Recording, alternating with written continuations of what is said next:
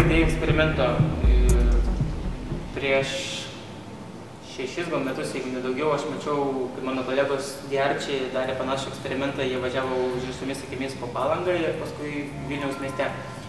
Tas eksperimentas mane labai sužavėjo ir aš savo sakiau, kad aš kažką padarysiu tokio panašaus bei unikalaus.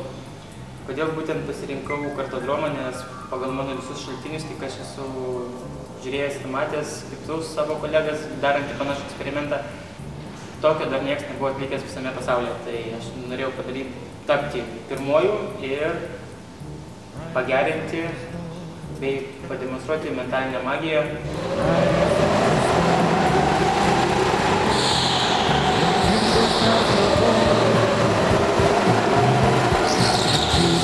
Iš tikrųjų, nenoriu pasakyti, kad aš turiu kažkokių antgamtinių galių, nes aš esu lygiai toks pats žmogus, kaip ir jūs visi esate.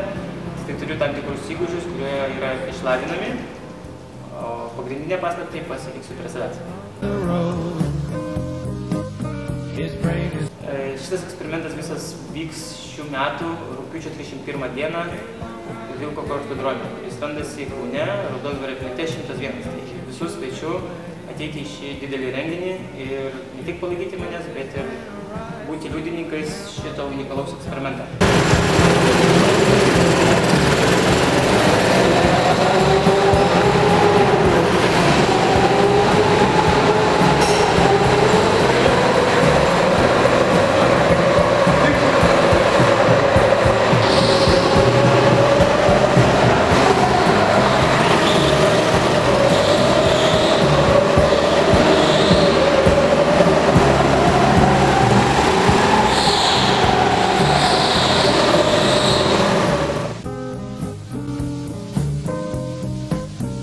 Girl, you gotta love your man.